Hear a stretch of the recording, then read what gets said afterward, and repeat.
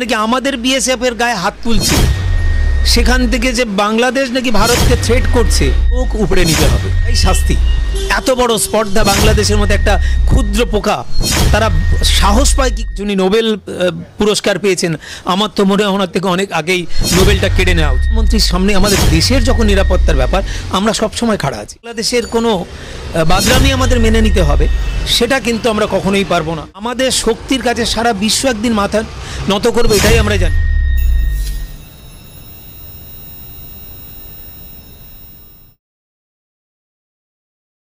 গত কয়েকদিন ধরে কাঁটাতার দিতে বারবার বিএসএফকে বাধা দিচ্ছে বিজিবি। বাংলাদেশের উস্কানি এখনো পর্যন্ত চলছেই। দেখুন, এটা প্রথমত হচ্ছে এটা একটা ন্যাশনাল ইস্যু, যেখানে আমাদের দেশের প্রধানমন্ত্রী রয়েছেন। তিনি সবসময় তার অনুগামীরা বলেন 56 ইঞ্চি ছাতি। সেখানে আমরা প্রতিনিয়ত খবর পাচ্ছি বা খবরে যা দেখছি, আপনারা যা দেখাচ্ছেন, সেখানে আমরা দেখতে পাচ্ছি যে একটা সামান্য কাঁটাতার, যেটা লিগাল ওয়ে, যেটা আমাদের মানে এখতিয়ারের মধ্যে পড়ে, সেইটুকু আমরা করতে পারছি না, বারবার বাধা পাচ্ছি। এটা ইন্দিরা গান্ধীর তো জামানা নয় যে অনেক কিছু করে দেখানো সম্ভব। এখানে আমরা যা দেখছি ওখানকার মানে বাংলাদেশিরা, তারা শুনছি লাঠি সোটা নিয়ে আমাদের বিএসএফকে মারছে, তারপর ওখানে বাংকার বানাচ্ছে। মানে যত রকম স্পর্ধা দেখানো যায়, সবটা কিন্তু দেখানো যাচ্ছে আমাদের দেশের প্রধানমন্ত্রী, যাকে আমরা 56 ইঞ্চি অতি সাহসী একজন পদক্ষেপী প্রধানমন্ত্রী হিসাবে দেখতে পাই। সামান্য একটা বাংলাদেশ, যার জনসংখ্যা বোধহয় এই মুহূর্তে 12-14 কোটি বা 17 কোটির কাছাকাছি হবে। একটা আমাদের জেলার সমতুল্য, আমাদের যে জেলায় বাস করি, আমার জেলায় তার কাছাকাছি প্রায়। তো সেই একটা বাংলাদেশকে, সেখান থেকে ভারতকে সিকিওর করার জন্য যেটা প্রয়োজন, সেটা একটা প্রধানমন্ত্রী করতে পারছেন না। তাই আমাদের বারবার আমরা অনুভূতি এবং অনুভব করি সেই আমাদের আয়রন লেডির কথা, যে বাংলাদেশকে পাকিস্তানের হাত থেকে মুক্ত করে আজকে এই জায়গায় এনেছিল। অর্থাৎ তারা আমাদের সহযোগিতায় তাদের একটা পুরো রাষ্ট্র চলতো। আমরা এখনও চাই যে আমরা সহযোগীপূর্ণ কাজ করব, কিন্তু বাংলাদেশে আমরা যা দেখতে পাচ্ছি, বিশেষ করে আমার এই মাইনরিটি শব্দটা আমার ভীষণ গায়ে জ্বালা ধরায়। সেটা ওপারে হোক বা আমার দেশে হোক, একটা মানুষকে যখন মাইনরিটি বলে, এটা আমার কাছে অতি লজ্জার, এবং মানুষ হিসাবে আমি খুব বেদনা পাই আর কি। এবং আরেকটা জিনিস, সেই মানুষের মধ্যেই যখন একটা সন্ত্রাসবাদী শব্দটা আসে, যেখানে আমরা শুনতে পাচ্ছি উগ্রবাদী, সন্ত্রাসবাদী, মৌলবাদী, মানুষের এই পরিচয়গুলো অনেক বেশি সামনে আসছে। আজকেই আমি দেখছিলাম, বোধহয় প্রধানমন্ত্রীর ব্যাপারটা পুরোটা পড়া হয়নি, আমার দেশের প্রধানমন্ত্রী গোধরাকাণ্ড নিয়ে উনি মুখ খুলেছেন। সেখানে বলছি যত্রা লাশ পড়েছিল। এই জাস্ট আমি হেডিংটা দেখলাম, বা দেখা হয়নি, হয়তো উনি অনুতাপী বা কিছু হয়েছে যাই না। তখন কিন্তু সাম্প্রদায়িক একটা শক্তিও তৈরি হচ্ছিল ওই প্রধানমন্ত্রীর, তখন হননি উনি আর কি সেই অবস্থাতে। যাই হোক, আমি আমার দেশের প্রধানমন্ত্রীর বিরোধিতা করতে চাইছি না। আজকে যে ইস্যুটা, আজকে আমাদের দেশের প্রধানমন্ত্রী যা অনেক শক্তি ধরেন, তার বিশেষ করে আমরা বিরোধী আছি, আমরা বিরোধী করি, বিরোধী কথা বলি, এবং আমরা একটা আইডিওলজির উপরে বেস করে রাজনীতিটা করি। তো ওনার একটা নিজস্ব আইডিওলজি রয়েছে, যেখানে সারা পৃথিবীর কাছে একটা ভারত, ওনার আগে আর কি, ওনার আগে ভারতবর্ষের কোনো অস্তিত্ব বা পরিচয় ছিল না। সেটা আজকে যারা বিজেপি করেন বা বিজেপির যারা অনুগামী বা বিজেপির মধ্যে যারা রয়েছেন, তারা বোঝানোর চেষ্টা করে। তার মধ্যে আপনাদেরও কিছু অংশ রয়েছে মিডিয়া, যে ভারতবর্ষ বোধহয় মোদির আমলেই জন্মেছে, যা কিছু হচ্ছে এই সরকারের আমলেই। তো সেখানে আমরা দেখতে পাচ্ছি যে এই এত বড় একটা সামান্য একটা, আমরা মনে করি একটা সামান্য একটা ব্যাপার, যে বাংলাদেশকে কাটা বেড়া দেওয়ার মতো ক্ষমতা আমাদের নেই, সেখানে নাকি আমাদের বিএসএফ এর গায়ে হাত তুলছে, সেখান থেকে যে বাংলাদেশ নাকি ভারতকে থ্রেট করছে, এখনও পর্যন্ত আমরা নীরব। আমরা বিরোধী করতে পারি, কিন্তু প্রধানমন্ত্রীর বিরুদ্ধে নই। আমাদের দেশ যখন কোনো কিছু সম্মুখীন, প্রধানমন্ত্রী যদি কোনো ডিসিশন নেয় এবং সেটা যদি প্রপার ওয়েতে হয়, যদি সার্বজনিকভাবে আলোচনা ভিত্তিক করে কিছু করেন, আমরা কে কংগ্রেস, কে বিজেপি, কে টিএমসি, কে সিপিএম, এটা আমাদের কাছে ফ্যাক্টর নয়, এটা আমাদের অভ্যন্তরীণ গল্প। এটা রাজনৈতিক প্রেক্ষাপট দেখা দেবে, কিন্তু প্রধানমন্ত্রীর সামনে আমাদের দেশের যখন নিরাপত্তার ব্যাপার, আমরা সবসময় খাড়া আছি। আজকে শক্ত হাতে কূটনীতিকে সামনে রেখে শক্ত হাতে এইসব সন্ত্রাসগুলোকে দমন করা উচিত। আজকে বাংলাদেশ যেটা করছে, বাংলাদেশের আছে কি আপনারাও জানেন যে বাংলাদেশ আমাদের উপরে কতটা নির্ভরশীল। হ্যাঁ, অবশ্যই একে অপরের পরিপূরক। আমরা দেখতে পাচ্ছি এয়ারপোর্টের বেশ কিছু যে রিপোর্ট আমরা পাচ্ছি, বেশ কিছু হসপিটাল, নার্সিংহোম তারাও আজকে ধুকধুক করছে, কারণ বাংলাদেশ থেকে যে পরিমাণে মানুষ, তাদের দেশে যে ফ্যাসিলিটিটা ছিল না এই ভারতবর্ষ, এই বাংলায় যখন আসতো, সেখান থেকে একটা রমারম চলতো, তাদের হাতে পয়সা আসতো। তাই আমাদের এখানে শস্য যা কিছু আর কি যেটা এক্সপোর্ট হতো, তো এই জায়গাগুলো বন্ধ হয়ে গেলে আমাদেরও যে ক্ষতি হচ্ছে না তা ভাবার কোনো কারণ নেই। তবে এই ক্ষতিটা হচ্ছে বলে যে বাংলাদেশের কোনো বাদরামি আমাদের মেনে নিতে হবে, সেটা কিন্তু আমরা কখনোই পারবো না, আর সেটা হওয়া উচিত নয়। আমরা হচ্ছি 140 কোটি পেরোতে চলেছি। আমাদের শক্তির কাছে সারা বিশ্ব একদিন মাথা নত করবে, এটাই আমরা জানি। কারণ সারা পৃথিবীকে একদিন পথ দেখাবে এই ভারতবর্ষ, শুধু অস্ত্র নিয়ে নয়, ভয় দেখিয়ে নিয়ে নয়, ধর্ম নিয়ে নয়, ধার্মিকতা নিশ্চয়ই থাকবে। ধর্ম আমাদের পথ দেখাবে। নানা ভাষা, নানা মত, নানা পরিধান, বিবিধের মাঝে যে মিলন মহান, সেই মিলনের মহান দিয়ে আমরা চাই সন্ত্রাস মুক্ত ভারত। এবং যারা সন্ত্রাসী, এই সন্ত্রাসমূলক আচরণ ভারতের সাথে করতে চাইবে, তাদেরকে চোখ উপড়ে নিতে হবে। এটাই শাস্তি। এত বড় স্পর্ধা বাংলাদেশের মধ্যে একটা ক্ষুদ্র পোকা, তারা সাহস পায় কী করে?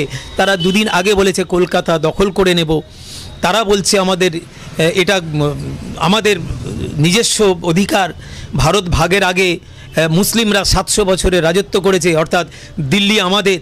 এই স্পর্ধাগুলো পায় কিভাবে?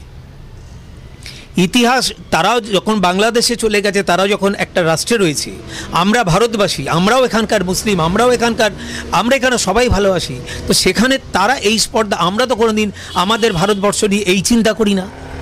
যারা করে, এই যেমন টিএমসির কিছু নেতা আপনারা দেখছেন, তারা বলছে এখানে মন্দিরের পরিবর্তে মসজিদ, এটা ওটা সেটা, কেউ খুনের পরিবর্তে খুন, আবার নকশাল করা একটা সময়ের মিঠুনদা, যাতে মুসলিমের পয়সাতেও তার ঘর চলেছে, সংসার চলেছিল। যখন গরিব ছিল, মুম্বাইয়ে গিয়ে যখন স্ট্রাগল করতো, তখন মুসলিমরাই বেশি সিনেমা দেখতো, আজও দেখে।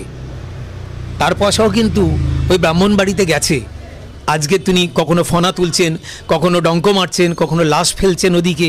তো এই যে রাজনৈতিক প্রেক্ষাপট, তারপরে হুমায়ুন, টিএমসির কথা বাদই দিচ্ছি, কেন বলবো না, কারণ এই আজকে দেখুন প্রত্যেকটা জায়গায় টিএমসি কী হারে জিতে যাচ্ছে। এই মালদা প্রসঙ্গ ক্ষেত্রে অনেক কথাই চলে আসে সন্ত্রাসের, এটা তো সন্ত্রাসেরই পার্ট। মালদা এতদিন দেখেছেন এইরকম পরপর দুটো শ্যুট আউট, তার মধ্যে বাংলাদেশ থেকে ভাড়া করে আনছে। এটা কোনো ধর্মীয়, এটা কোনো জাতির, এটা কোনো শিষ্টাচার, এটা কোনো পলিটিক্যাল, এরা কি পলিটিক্যাল? আজকে বলুন তো, এই টিএমসির রাজ্যে পলিটিক্স কাকে বলে আপনারা? আমি তো ভুলে গেছি যে অ্যাকচুয়াল রাজনীতি কাকে বলে, সেই শব্দটার সমীকরণ কী হওয়া উচিত জানি না। তোলাবাজ, তোলা, কেড়ে নেওয়া, তাহলে এটাই তো সন্ত্রাসের মেন সূত্রপাত। অনুপ্রবেশে আদতে দায়ী কার? তৃণমূল, রাজ্য সরকার, নাকি রয়েছে কেন্দ্রে বিজেপি? দেখুন, আমি যেহেতু এটা কেন্দ্রের মূল, আমি বারবার কেন্দ্রকেই কথাটা বলছি, তার মানে এই নয় যে রাজ্যের কোনো দায়বদ্ধতা নেই, যা করবে কেন্দ্র। আমরা যখন কর দিই, রাজ্য সরকারের থেকে যখন কর দিই, রাজ্য যখন কেন্দ্রকে কর দেয়, তাই রাজ্যের থেকে, কেন্দ্রের থেকে বেনিফিটটাও আমাদের নিতে হবে। যেখানে আমাদের চারিদিকটা বাংলাদেশ এমনভাবে চারিদিক থেকে ঘিরে আছে আমাদের বর্ডারের আশপাশে, তাই সেখানে শুধু আমি কেন্দ্র করলে হবে না, কেন্দ্র করলে হবে না। কেন্দ্রকে টাকাটা আমরা দিই, করের টাকায় কেন্দ্র চলে প্রত্যেকটা রাজ্যের। এই সিস্টেমগুলো সাধারণ মানুষ এবং পলিটিক্স যারা করছে কজন জানে আমি তো জানি না। তাই আমি যদি কোনো আমার রাজ্যকে সিকিওর করার জন্যই কিন্তু আমি কেন্দ্রকে ট্যাক্স দিই। তাই আমার এখানে যারা আছে সিকিউরিটি গার্ড, যারা আছে বর্ডার গার্ড, যারা যেখানে আছে কেন্দ্রের তরফ থেকে, তাদের কাছ থেকে আদায় করে নিতে হবে আমার বাংলাকে সিকিওর করার জন্য। ওনাদের কুণালবাবু, সে তো কখন কি বলেন থতমত করে, এখন বয়স হচ্ছেন আমি জানি না, সবসময় যা বলছে কেন্দ্র, যা বলছে কেন্দ্র। আরে কেন্দ্র থেকে আদায় করার দায়িত্ব আমরা, এখানকার যারা বিরোধী, আমরা ভোট দিইনি, আমরা মানলাম, কিন্তু আমাদের জোটে একটা সমর্থন আছে, বৃহৎ স্বার্থে ধরে নিলাম। কিন্তু এখানকার যারা মানুষ আপনাদের টিএমসিদের ভোট দিয়েছে, কুণালবাবু আপনাকেও বলছি যদি শোনেন, ভোট তো আপনাদের নেত্রীকে বা আপনাদের পার্টিকে যারা দিয়েছে তারা এখানে সুখে শান্তিতে বাস করতে চাইছে। বাংলাদেশের ওই চুনোপুটিরা এখানে ঢুকবে এই বাংলার উপর থেকে, শুধু দায়বদ্ধতা কেন্দ্রকে দিলে হবে না, কেন্দ্রের থেকে আদায় করে নিতে হবে। এবং আমাদের এখানেও যথেষ্ট সক্রিয় আছে পুলিশ প্রশাসন, তারা সব বলবে যে তাদেরই আসতে সুযোগ দিয়ে দেবে, টাকার বিনিময়ে তো বাংলায় সব হচ্ছে। পুলিশের চরিত্র আমাদের জানা আছে, 99% পুলিশ করাপ্টেড। আমার কাছে হাজারো এভিডেন্স আছে, কারণ আমি রাজ্য কমিটিতে 12 বছর প্রায় গ্রিভেন্স নিয়ে কাজ করেছি, বর্তমানে জেলা সামলাচ্ছি। তাই আমাদের ওসব বলে তো লাভ নেই। এখানকার প্রশাসনের যে চেহারা, তাহলে এখানে শুধুমাত্র আমি কেন্দ্রের দোষ দিয়ে দায় এড়াতে পারি না। অর্থাৎ এখানে সমান্তরালভাবে এখানে আমাদের ঝগড়া বা বিরোধিতা করার জায়গা না। আমাদের তরফ থেকে আমরা নাগরিক হিসাবে সুরক্ষা চাইছি। এখানে কার দোষ বা কার কোনো, এত বড় দেশ আমাদের, এত সামরিক, কংগ্রেস গড়ে গেছে সারা বিশ্বের 1 নম্বর সামরিক আজকে ভারতবর্ষে, সারা বিশ্বের 1 নম্বর শস্য ভারতবর্ষে, সারা বিশ্বের প্রায় চীনের পরে বৃহৎ জনসমুদ্র এই ভারতবর্ষে, তাকে চোখ রাঙাবে অন্য কেউ? আমাদের এখানে কালাম সাহেব যা দিয়ে গেছেন, চোখ রাঙাবে? আজকে এই দোষ দেওয়ার সময় আমাদের নয়, এটা বিবেচনা করা উচিত। রাজনীতির ঊর্ধ্বে উঠে এটা আমাদের আলোচনা করে এর সলিউশন করা দরকার। রাজ্য সরকার, যেহেতু বাংলাদেশটা আমাদের এই পশ্চিমবাংলার চারিদিকটা বেষ্টিত, সেখানে রাজ্য সরকারকে ঠান্ডা মাথায় ওই চাল চুরি, গম চুরি, আপনার ওই লুঙ্গি পাঠানো, ধুতি পাঠানো, মিষ্টি পাঠানো, মোদিকে থাক না, ভাই বোনের সম্পর্ক থাক রাজনীতিতে। আমিও আমাদের প্রত্যেক যারা ভোটার তাদেরও বলি, আপনার প্রতিবেশীর সাথে ভালোবাসা রাখুন। দিদিকে অক্ষয় কুমারের একটা আমি সাক্ষাৎকার দেখছিলাম, অক্ষয় কুমার আমার প্রধানমন্ত্রীর সাক্ষাৎকার নিচ্ছে, উনি প্রধানমন্ত্রী নিজে স্বীকার করছেন যে আমাকে দিদি এরকম যত রকম লেটেস্ট মিষ্টি ওঠে উনি পাঠাতে ভোলেন না। আমি এটা বলা আমার উচিত হচ্ছে না, বললে হয়তো আমার ভোটে প্রভাব পড়বে। জয়ললিতার কথাও বললেন। তো তাদের মধ্যে যদি সৌজন্য থাকে, আপনাদের মধ্যেও সৌজন্য থাক। আমার দেশ যখন কোনো কঠিন অবস্থায় যাচ্ছে, আমাদের দরকার কি? সন্ত্রাসের জন্ম কোথায় থেকে, সন্ত্রাসের সৃষ্টি কোথায় থেকে? আজকে বাংলাদেশে সন্ত্রাস বাড়াটা খুব স্বাভাবিক ব্যাপার, বাংলাদেশে সন্ত্রাসী হওয়াটা খুব স্বাভাবিক ব্যাপার। কেন বলুন তো? তাদের একটা অস্থির সরকার চলছে, ওদের কোনো স্টেবিলিটি নেই। হাসিনা সরকারকে যেভাবে উৎখাত করেছে, হ্যাঁ, একদিকে উৎখাত করেছে গণদেবতাদের, স্যালুট জানাই যে করা যায়, সেটা আমার বাংলাতেও করা যেতে পারে, আমার ভারতেও করা যেতে পারে। যারা বিচারিতা করবেন, যারা ধর্মের রাজনীতি করবেন, যারা মানুষের কল্যাণ চিন্তা না করবেন, এমন সরকারকে উৎখাত করা যেতে পারে, সেটা বাংলাদেশকে সমর্থন করেছি, যেটা শেখ হাসিনাকে করে দেখিয়েছে। মানে করা যায় অন্যায়ের বিরুদ্ধে। কিন্তু বর্তমানে তো অরাজকতা চলছে। এবারেই কথা, আমি কিন্তু এই করাটাকে সমর্থন করিনি। আমার বক্তব্য হচ্ছে করা যায় পর্যন্তই। যদি আমার রাজ্যে, আমার দেশে এমন সরকার আসে, তাকেও আমরা করতে পারি, মানে সম্ভব, এই প্রজন্মে জানিয়েও সম্ভব।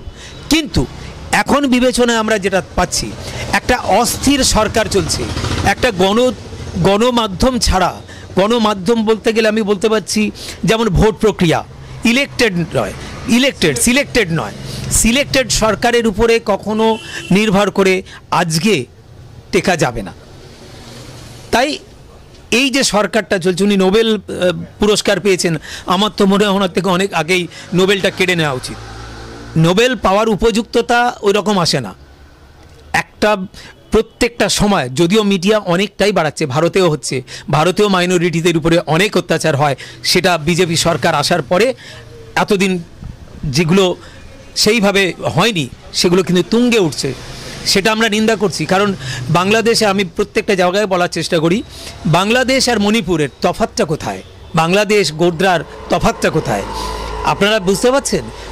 আমাদের প্রধানমন্ত্রী কেন বাংলাদেশে বেশি কিছু বলতে পারছেন না? একটাই কারণ, মণিপুরের এখন ধকধক করছে, এরকম অনেক জায়গায় ঘটে আছে যেগুলো মিডিয়াকে চেপে দেওয়া হচ্ছে, কারণ ওদের অনেক পাশা, যার ফলে আমাদের 56 ইঞ্চি ছাতি তিনি আমার প্রধানমন্ত্রী বাংলাদেশের উপরে সেইভাবে আঙুল ঘোরাতে পারছেন না। মেন বক্তব্য হচ্ছে আমরা এটা প্রত্যেকটা জায়গায় ক্লিয়ার করেছি, আর সন্ত্রাসকে কোনো জাতিভেদ দিয়ে বিবেচনা করা যাবে না। যেখানে আমরা ধরে নিচ্ছি যে বাংলাদেশটা একটা, আপনারা মানে যারা বলেন আর কি ভারতবাসী হিসাবে মুসলিম কান্ট্রি, মুসলিম মানে হচ্ছে ইসলামিক একটা কান্ট্রি। ইসলামিক কান্ট্রি, ইসলামের প্রধান বার্তাই হচ্ছে সততা, নিষ্ঠা, শান্তি।